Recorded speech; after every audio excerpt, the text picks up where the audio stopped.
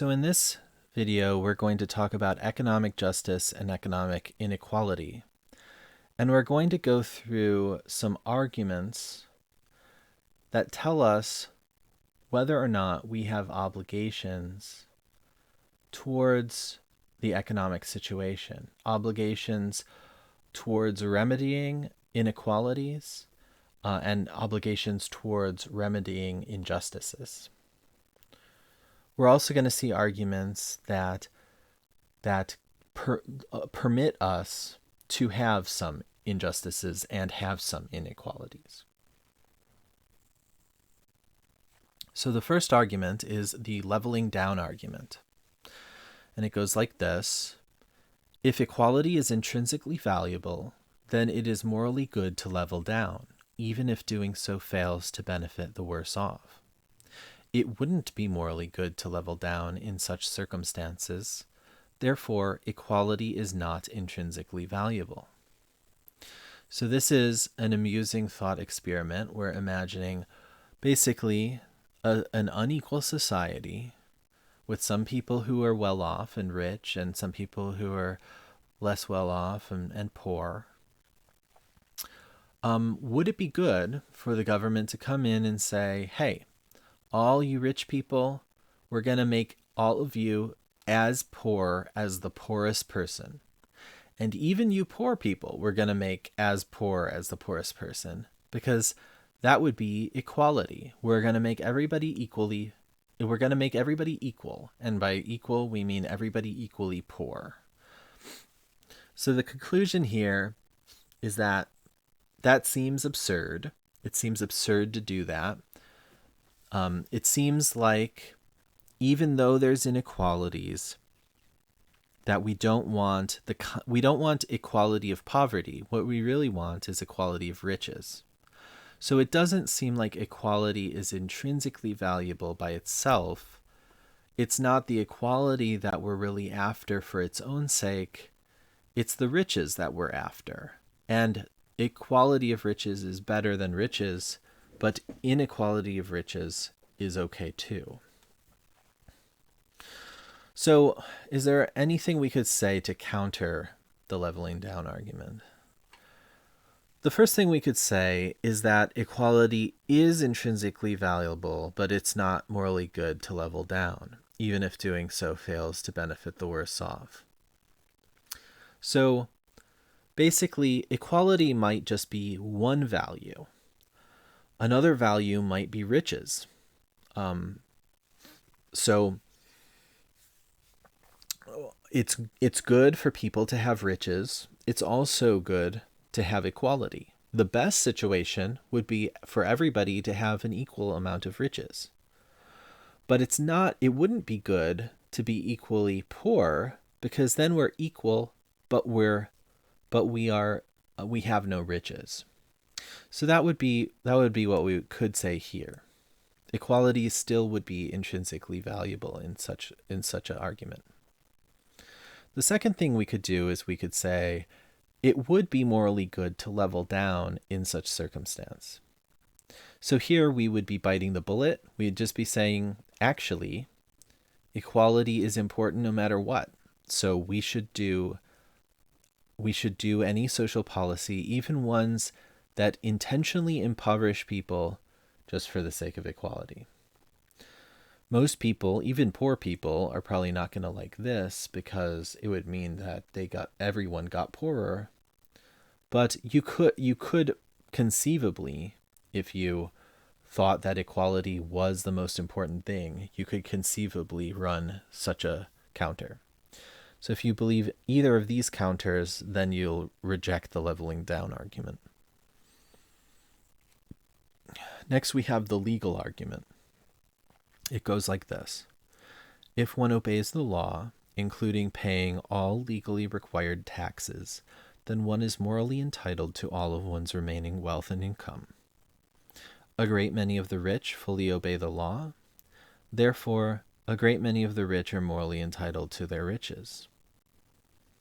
So basically, some economic inequality is justified because people are entitled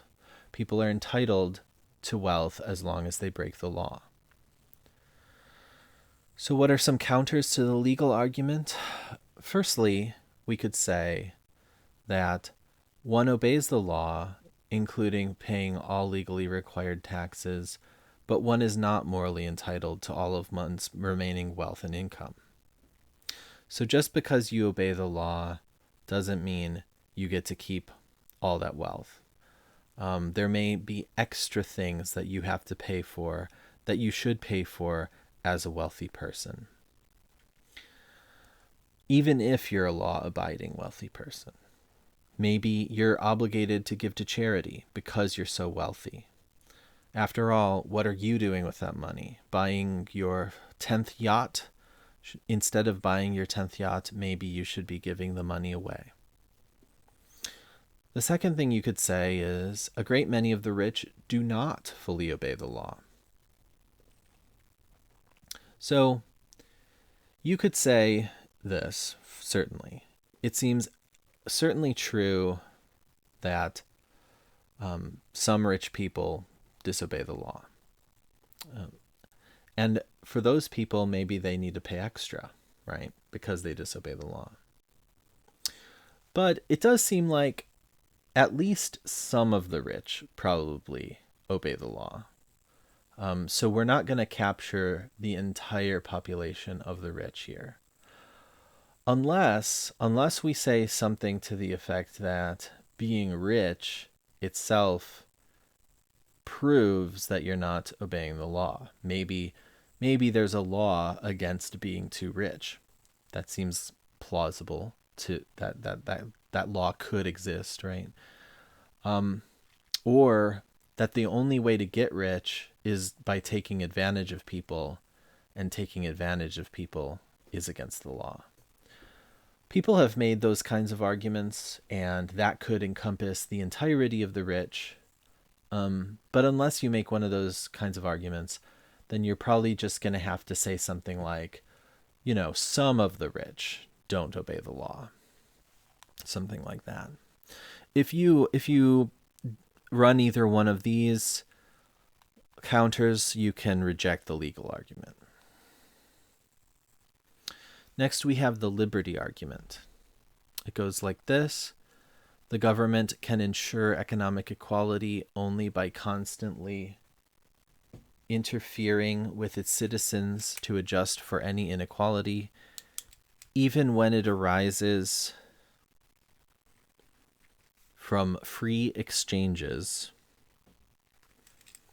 It is wrong for the government to interfere in this way. Therefore, it is wrong for the government to ensure economic equality. So in this argument, we're also, like the legal argument, we're arguing that some inequality is justified, but we're coming at it from a different angle. We're saying that the government should not overreach in this way by redistributing the wealth. So how do we counter the liberty argument? The first thing we could say is that the government can ensure that economic equality not only by constantly interfering. So maybe the government can take action in a way that is not constant interference. Maybe the government could have a light touch. And then by having a light touch, they could ensure economic equality.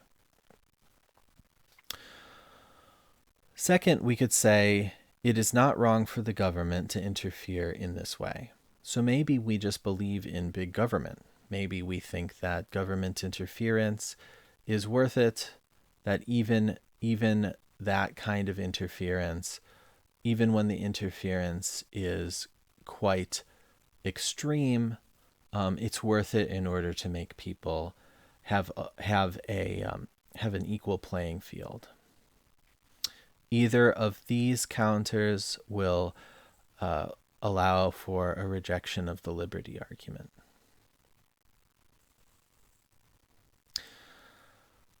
The next argument is the insufficiency argument. So it goes, distributing equal resources to citizens will still leave many of the worst off with little chance of a decent life. Governments should not adopt policies that yield this sort of result. Governments should instead adopt policies that maximize the chance that every citizen has an opportunity to live a sufficiently good life. Therefore, the government should not distribute resources equally to its citizens. So this is an argument, again, against redistributing resources, but it's based on a practical consideration. You could do this, but it wouldn't work anyway, therefore you shouldn't. So how might we counter the insufficiency argument? First, we could say that distributing equal resources to citizens will not still leave many of the worst off with little chance of a decent life. This seems true or false depending on just the economics of the situation. So we could have a situation where redistributing would not improve anybody's life at all. Maybe it just gives everybody an extra $1, and that's not much. That could be true. But it could also be true that redistributing could give everybody a lot of money and actually give them all a good chance of a decent life. So maybe redistributing gives everybody an extra $10,000. If that's the case, then maybe they could all spend that $10,000 to make themselves a decent life.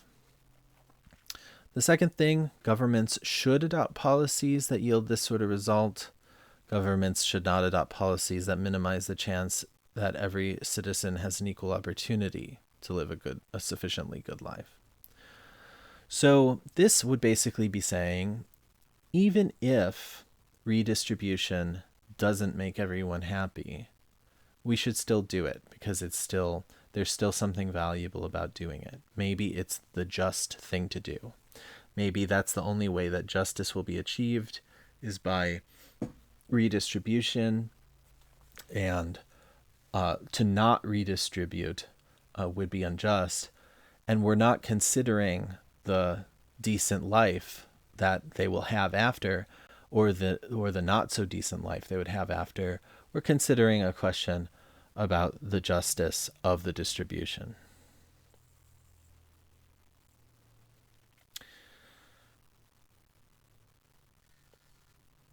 The next argument we could make is the Rawlsian argument for the difference principle. So this argument goes, the correct principles of social justice are those that would be chosen in the original position. Those principles should be selected by utilizing the maxim-in principle. The maxim-in principle, as applied in the original position, tells us to choose the difference principle to distribute social resources and opportunities. Therefore, the difference principle is one of the correct principles of social justice. So, unlike the previous arguments, this is an argument in favor of redistribution. In particular, we're redistributing according to the theory of justice proposed by Rawls. So the Rawlsian theory of justice suggests a situation called the original position. It suggests that we reason as though we are in the original position. And the original position is imagining ourselves. It's to take it is to imagine ourselves as if we had not yet been born and didn't know who we were going to be born as. If we found ourselves in that kind of situation, what kind of society would we like to be born into? So you could be born the richest person in the world, or you could be born the poorest. What society would you want to be born into, though? And Rawls thinks that the society that you would most want to be born into would be the society that uses the Maximin principle. So what does the Maximin principle tell us? It tells us that we should act as a society with policies that are catered to benefit the worst off person. So that way, if you're born as the worst off person, then the policies will always make you better off, and it will go up from there. And the difference principle is just to say that we're going to act differently for these less well-off people than we would for the most well-off people. We're not going to treat everyone exactly equal. We're going to treat the worst off first and the best off last. So is there any way to counter such an argument? So the first thing you could do is you could suggest that the correct principles of social justice are not those that could be chosen in the original position. Maybe you have a different thought experiment. Maybe you have a different position that you could reason from that you think would be more just than the original position. You could also suggest that those principles you could also suggest that those principles should not be selected by utilizing the Maximin principle. So, in this case, we would be reasoning from the original position, but we would come to a different answer. Instead of the Maximin principle, we would come to some other principle. For example, maybe we would come to the principle of utility, or maybe we would come to the principle of universalizability. And the third thing we could do is we could say the Maximin principle as applied in the original position tells us not to choose the difference principle to distribute social resources and opportunities. Now for this one, we would be upholding Maximin, but not upholding the difference principle. This actually doesn't seem like it's possible just based on definitions, because the Maximin wants us to maximize or wants us to increase the well-being of the worst off person. So that is by its nature treating that worst off person differently from the rest of the population. So it seems like the difference principle is just implied by the Maximin principle. So that's probably not a very good counter. But nonetheless, if you accept any of these three counters, then you've rejected the Rawlsian argument for the difference principle. Next, we have the effort argument. It goes like this. If our economic equality is a worthy moral ideal, then we should do our best to ensure that everyone receives the same economic resources. We shouldn't do that. Those who work much harder than others should receive greater economic reward than those who expend less effort when working should receive less economic reward. Therefore, economic equality is not a worthy moral ideal. So, this is also an argument against redistribution, but an argument for a different kind of distribution, which is distribution to those who expend more effort and away from those who expend less effort. So we can run some counters to the effort argument. First, we could say that economic equality is a worthy moral ideal, but we should still not do our best to ensure that everyone receives the same economic resources. Basically, even on this counter, even if we want equality, we still shouldn't try to ensure it. Maybe something about ensuring it would sabotage the equality, so we shouldn't do it. Or maybe there are some things that are more valuable than equality, and we should prioritize those other things and not try to ensure that we achieve the same economic resources for all. Second, we could say we should do that, which is we should try our best to ensure that everyone receives the same economic resources. And we should not give harder workers greater economic reward and less hard workers less economic reward. So one argument you could make for this is that even no matter how hard someone works, they still are deserving of something. Just because they work hard, it doesn't mean that we should give them so much more. That's what we could say. And there are certain situations where it seems like we probably do think that this is true. So if somebody's born with a handicap that makes it impossible for them to work, we don't typically say that they should receive nothing because they work not at all. We do think that they should probably receive something, even if it's only enough for them to just survive. Though it's also true that we do value hard work more than we value people who we value people who work harder more than we value people who work less, and we tend to reward them. We tend to try to incentivize them by giving them more.